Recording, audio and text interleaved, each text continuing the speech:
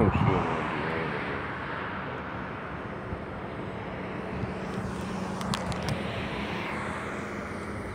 sure. Sorry about that, folks. Yeah, I don't know what just happened there. I guess YouTube Live or the live streaming's kind of acting up, or I guess basically you can only, I guess they got to make room for a stream, or somebody's live streaming or something. I don't know.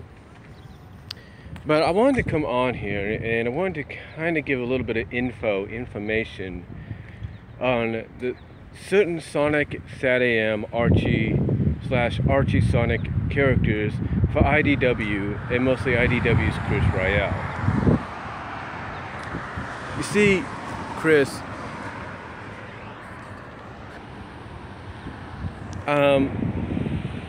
sorry for the bad connection here. There we go, it's decent now.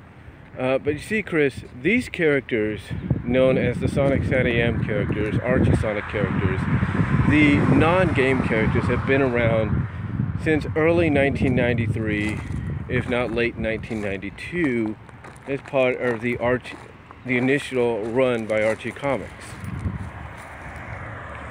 Now, we were fully introduced to these characters.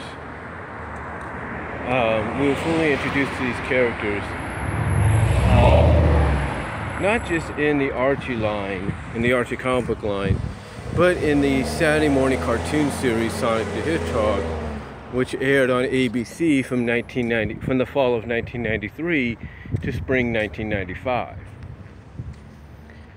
Now, initially, one of the main writers of the show at that time, the animated series, Ben Hurst, who sadly passed away back in the early 2010s, initially wanted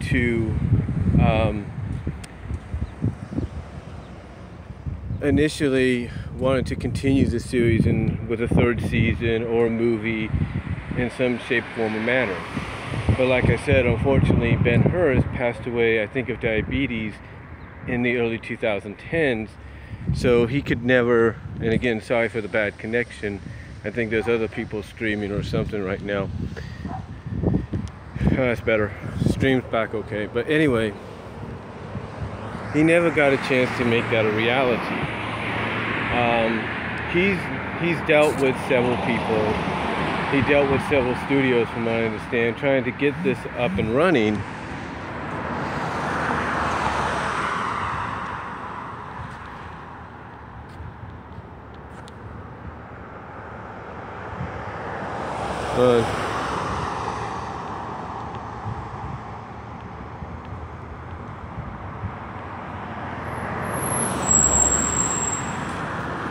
Kind of get this up and running, and try to keep it up and running, but unfortunately, like I said, he couldn't get something done. He even tried working with Ken Penders on trying to get a movie going, but that didn't come to fruition whatsoever. There have been many other people of the fan base and beyond that have tried their best to get something going for these characters, as far as like a continuation or conclusion to the SatAM series. One person that has gone on to be kind of controversial is Richard Kunta. He said Richard Kunta has gone on record at several times of trying to go to several studios with his own take on a Sonic the Hedgehog SatAM inspired project, but nothing came of that.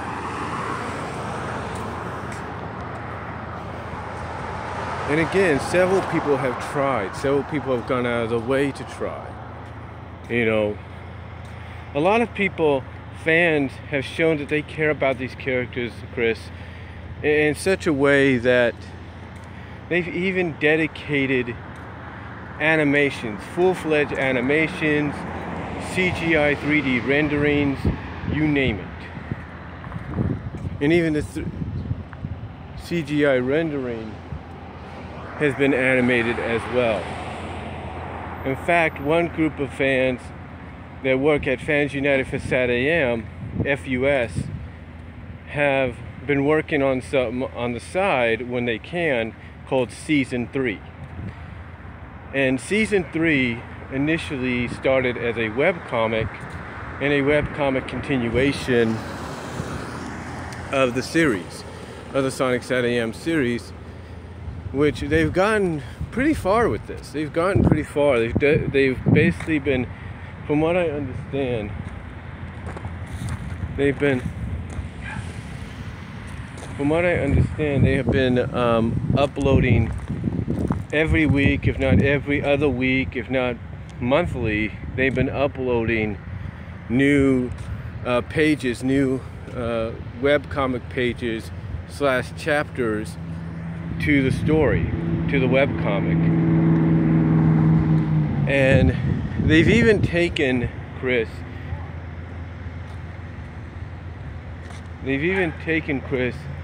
the next step, if you will, by slowly starting to animate this continuation. They've slowly started to take that next step and go from a webcomic to animation. And from what I understand, they showed this off to several people at San Diego Comic-Con, at various Comic-Cons and conventions over the past several years. People like Ian Flynn, I think others that have worked on the comics, some people that may have worked on the show. They have shown that they have shown basically to these people the dedication that they have towards this project to kind of at least bring closure to the Sonic SatAM series. Now, the characters in question here have basically become part of pulp culture. They've basically become a part of pulp culture, in a sense. And what I mean by being part of pulp culture is basically they're icons, in a sense. They have become icons. We'll start off with what probably the most popular out of them, Sally Acorn, or Princess Sally Acorn. Here is a character that was inspired and spun off from the Ray the Squirrel character in the initial Sonic game. And not only was she spun off from this character, but she went on to be very, how do I put this? She went on to be a very popular character in the eyes of the fans. She went on to be one of the most beloved, fan-favorite characters in a video game-inspired cartoon and comic that was never officially part of the games whatsoever. Whatsoever. She went on to probably be the most popular out of all of them. To the point that Sega at one time in several parts of the world had indoor theme parks called Sega World. One of the more prominent and worldwide well-renowned indoor theme parks was in Sydney, Australia. One of the things that was a highlight of this indoor theme park, this Sega World,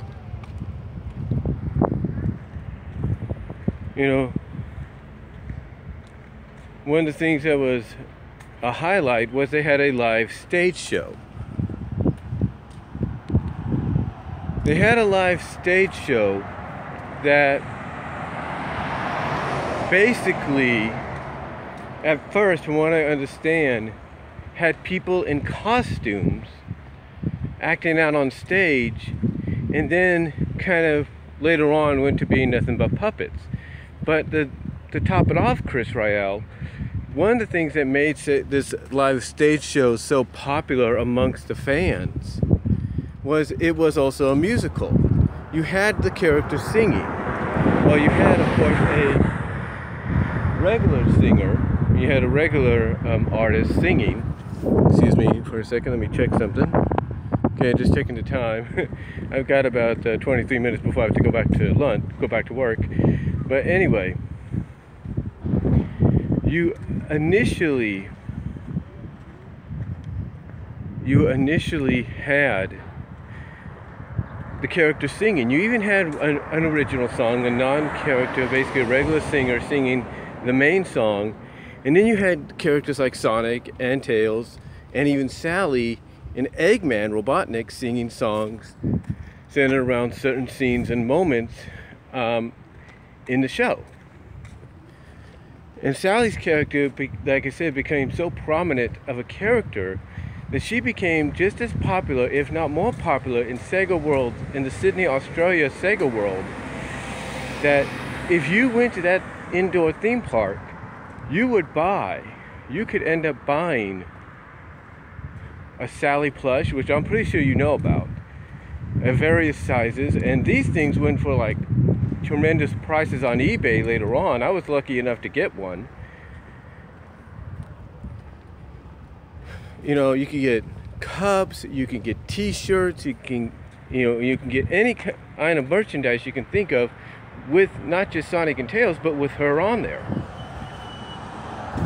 So that shows you the importance that this character, the popularity that this character had. Heck, when Ken Penders wrote the Endgame arc,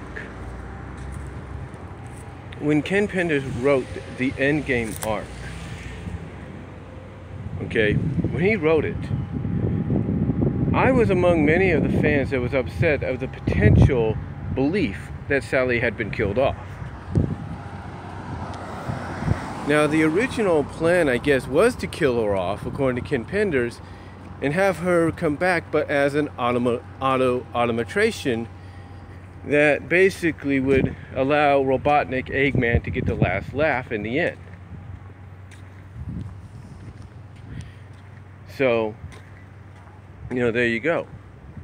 That's just an example of how popular she was, because what happened was, instead of going originally with that plan, Chris, the backlash was so prominent, was so bad because of what they did, that it wasn't just Sega themselves, because I think at this time they were promoting the Sega World in Sydney, Australia and other places.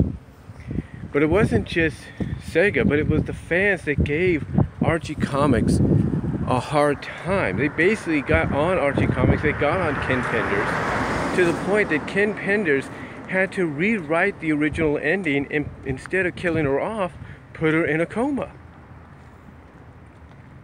And thus she was awakened by a kiss by Sonic, a la kind of like Snow White. But still, the fans gave such backlash because of that, that Sega, and along with Sega, believe it or not, from what I understand, that Ken Penders had no choice, that Archie Comics is mostly Ken Penders, had no choice but to rewrite the entire ending, the original ending, to make it what it was. You know, to keep Sally alive. That's what they did. And if you think that's crazy, one of the more recent examples was when Ian Flynn decided to have Sally get roboticized and become Mecha Sally. The controversial backlash that she got there, that got, really surprised me. You know, because you had, hold on for a sec. You had a majority, you had basically the fan base going off in different directions of how they felt about it. Some fans, some of the fan base felt it was probably the best thing to happen to the character, because if she gets restored, she starts off with a clean slate. Others didn't like it because what was the point? Where was the end game, if you will, in all of this? You know, what was the point? And others were right down the middle. You know, they were kind of like they understood why it was happening, why it happened, but they also understood why it just didn't make sense.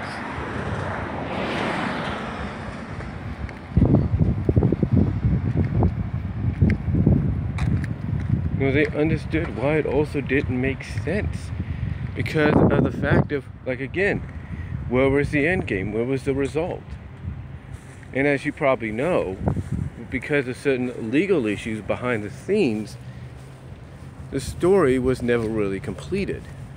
Now, Ian Flynn has gone out and said that he has something he's doing on the side called Lost Hedgehog Tales, where he tries to, on his, when he can find the time to do it, he actually releases in chapters what would have been the initial plans of what would have been had some of the legal actions behind the scenes not happened. Now, again, that got such a mixed reaction and controversial mixed reaction because of the fact that, again, you had a fan base that was split three ways almost. One portion that was in the middle, like they were neutral, others that were okay with it, and others that weren't. I mean, I look at it this way. Looking back on it, Chris, I was not initially happy about what happened. In fact, I made a vow that I would not I would not open or read a single issue until she was restored. Because to me, and a lot of fans, that was what we saw was not Sally. So I made a promise and a vow not to read any of them. And I was going to keep that vow and promise for as long as that arc went. Surprisingly, it didn't go as long because, like I said, the behind the scenes deals. But even when she was brought back, there was a majority of the fan base was happy. Were they happy with somewhat with the redesign? And all that? Not really. They weren't too happy with that. You know, they weren't too happy with the redesign or what have you. But some were okay with it. Some probably brought the character up to date. Made her, along with the other characters, feel like they were always part of the games. We just never saw them. But she has played such a prominent role in the series. And she's, like I said, she's had all these iconic moments that I've mentioned, good and bad. Heck, her popularity was so big, in a sense, doing the run with the Archie comics, that she ended up getting her own 3-part miniseries. Yeah, and she was the first, believe it or not. As far as I know, Tails, he ended up getting one, but it was afterwards. She ended up getting it before him, and the way they built it up was they gave her 2 to 3 backstories in the early portions of the issues, I think around the issue 18, 17, and 19, I believe. And they even dedicated a main portion, the main story of the Sonic Super Special In Your Face, called In Your Face, the Sonic Super Special, the Sonic 48-page issue, or Super Special issue, In Your Face, to that story arc that she was a part of. And it's all led basically to that 3-part miniseries she had on her own. And it became one of the most well-renowned, if not one of the more popular, if not one of the best-selling miniseries that Archie had during its run with during the run it had with Sonic. And that's saying something. That is saying something. So overall, when you look at this character, this is a character that you're going to consider rebooting the series in some form or fashion, continuing it in some form or fashion, or whatever your plans may be. This is a character, Chris, that you have to consider bringing in as a main character. Bringing her in as a main character. Bringing her in as that foil for Sonic. And I'm not talking I'm not talking antagonistic. No, I'm talking foil as in someone that can basically match him smartmouth for smartmouth, or match him word for word on things, or whatever. basically kind of bring him to reality. Because one thing fans liked about her character was her relationship with Sonic. That's why it didn't matter who the writers were, they always ended up putting her with Sonic. It didn't matter for a time if they tried to put her with another character that legally can't be used anymore, or they put her with another character that was part cyborg, and they put Sonic with somebody else and vice versa. In the end, they always ended up together. In fact, a good example of this is 222. After the Iron Dominion arc ended in issue 211, Ian Flynn, along with his creative staff, slowly started to build back up to Sally and Sonic being together again. They slowly started to build it up, issue by issue. And by the time we got to 222, they had built it up enough to where they decided that they were going to finally put them together again. Now, true, it didn't last long. It didn't last long, but it lasted long enough to where fans were like, yes, the build up to them being back together is the proper way, the best way to do it. And all because they saw her as that foil for Sonic to kind of keep him in line, and he being the foil for her to kind of help her let loose and understand, hey, certain things got to be done a certain way, if you catch my drift. Sorry for the bad connection. It's a bad connection. I don't know why there's so many bad connections. I'm thinking other people are doing things right now, but anyway. But that's why she's a good character to have around. And hopefully, whenever you get this book going next year, she'll be one of the main characters we see again. Another main character is her personal handheld called Nicole. And you want to talk about a character that's gone through a lot since her introduction in the cartoon. And this character has gone through probably more than you can imagine. I mean, according to the post soft reboot from 52, her being basically the result of Dr. LED's failed attempt to save his daughter, and her evolving from what she originally was, which was a portable handheld computer, to being the AI Lynx that everybody knows and loves. I mean, this character, I mean, as soon as she went to being a Lynx, her popularity soared. People wanted to see more stories about her. They wanted to know more about her. And Ian Flynn, and depending on who was writing, Ian Flynn, Aaliyah Baker, whoever, gave us that opportunity. And they put her through iconic moments. All the characters' reactions pre-252 reboot and post-252 reboot of her appearance as a Lynx was spot on, was perfect, was well done. I mean, you want to know how important and how popular this character became. Nicole's character became popular to the point that, let me check my time there. Okay, I got about 7 or something minutes. But her character became popular to the point that she was the key element. She was the key element, if you will, of everybody from, well, exception of Sonic and herself. She was the key element of all the main freedom fighters getting the memories of the old world, the old timeline back. She was the key. That shows you how important she was to the comic, to the fan base, to the franchise overall. The fact that she was the one chosen to be the catalyst, to be the key to restore everybody's memory in the post-rebooted issues. Heck, all the other characters, including Sally, had a origin story in the Sonic Digest or Sonic Super Special magazines that were out in the...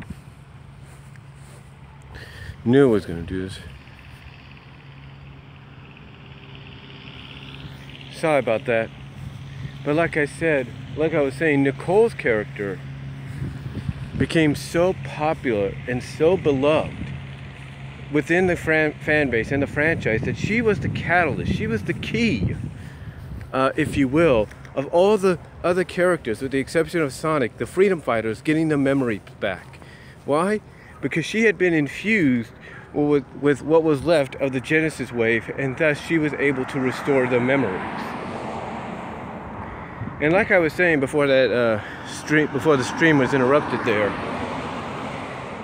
all the other characters got origin stories inside the Sonic Super Special magazines that came out over the past several years, as well as the digest. But she, and those were only like with only one, and they were only contained there, one issue, one magazine, whatever.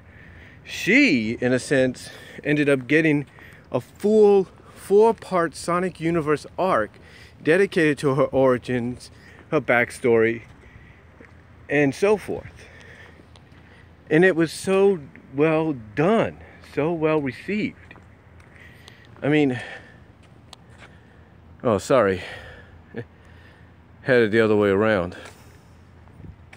But like I said, it was so well received. I'm sorry if you were looking at at the thing there. When the stream interrupted, it changed the camera angle. But like I said, it was so well received by a lot of people. Now some, yes, didn't quite like it, but I thought it was very well done. I enjoyed it. But it showed you how popular this character had become in just a short decade amount of time, from being a handheld to being a Lynx, because of the fact that she ended up getting her own 4-part arc, which was amazing, really amazing. And there's so much more I could talk about, but I'm running short on time here. But you get the idea, Chris. She's a character, along with Sally, you have to bring in. Other characters as well, like Bunny Rabbot. You talk about a backstory here. If you go with the post-252 reboot, she got her cybernetic limbs because she was injured as a young child, and the limbs that were injured could not physically heal properly, so she had to get cybernetics thanks to Sonic's uncle.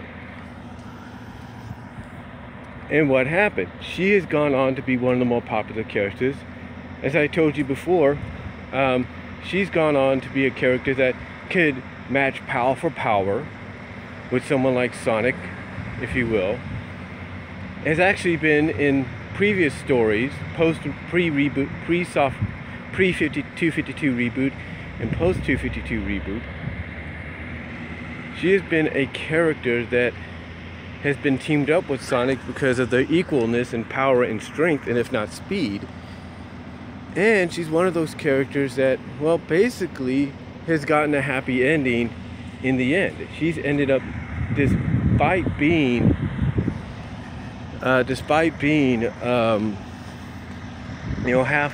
half cybernetic, she's one of the characters that got their happy ending by marrying the other character you need to bring in to kind of help things come full circle, and that's Antoine. Antoine, to cool it, talk about an evolution of a character. This guy went from being a coward initially in the early run of the comics and in the cartoon series to becoming a more prominent, brave, if not unselfish kind of like character. I mean, true, they still kept qualities of his cowardness and all that in the new character post 252 reboot and even prior to that. But here's a character that has evolved so much over the years that he's become one of the most beloved and respectable characters. And again, you talk about evolution of a character from character's personality. He went from being, like I said, a cowardly character and self-centered character to being a more matured, unselfish, and just ready to fight character. I mean, Antoine's character went through so much that it's no wonder when Ken Penders or whoever decided to get Penders to do it, and as well as in the post 252 reboot, when it was decided to pair him up with a love interest, they gave him Bunny Rabbot because they said, I guess in a way, had the same, had this, because I guess in a way they had the same background. They both evolved as characters, and them being together, many fans and even the writers would agree helped the characters out, made it easier for them to write for, because sometimes they could write for them on a more realistic level, if not a more understanding and mature level. The other character out there is Rotor. Now here's a character that before the reboot, the 252 reboot, was kind of like getting back into the field, ill and everything, and I got to get back in a little bit, but wasn't there yet. But yet now here's a character in the 252 reboot that's not just back in the battlefield, but is sort of like the strongman of the group as well as the inventor. It's like he can build things and stuff, but still go out there and fight if need be. I mean, true, his main transport for fighting is the Sky Patrol, their home base away from home, which was introduced in the post-252 reboot. But here's a character as well, Chris, that has really come a long ways. And like I said, he's gone on to be, I guess, the strongman, the brains, and basically the inventive brains, strongman, handyman of the group, that, is a huge improvement over his previous, I hate to say this, a huge improvement over his previous character's personality, even though they were trying to put him back in the field storyline wise in the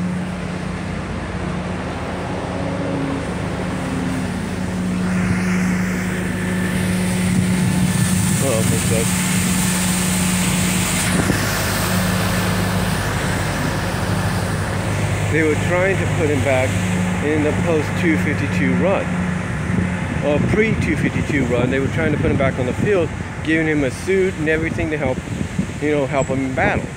So overall,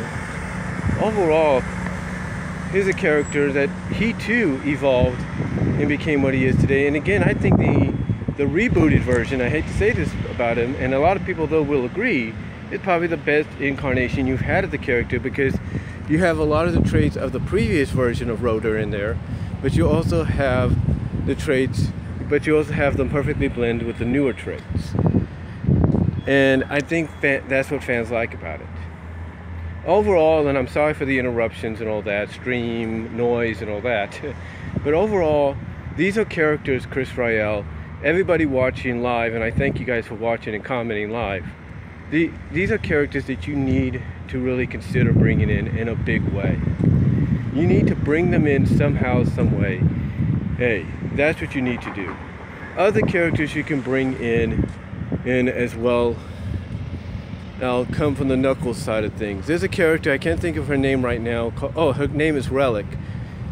She had the potential to be a good character too, but never had the chance. Now you guys have the opportunity to bring her in and really work with her as well as there's the potential of doing your own interpretation of characters like Knuckles' love interest, Julie Sue, that even though she's a Ken Penders character, there's nothing saying you can't kind of reinterpret her in your own way, basically make her similar but under a different name. Different but similar, you kind of get the idea. There's nothing saying you can't do that, or with any other characters that legally you can't use, but you could try to create or recreate with different, if not similar, traits and characteristics. So, but again, this is just, I know it's a little over a half hour, Chris Ryall, and I appreciate you taking your time watching, as we all do, because this is important to me, and if not millions of Sonic fans, Sonic SatAM fans out there that are fans of these characters that I've mentioned. So I appreciate you taking the time to watch this. And hopefully you'll consider putting these characters in when the opportunity presents itself.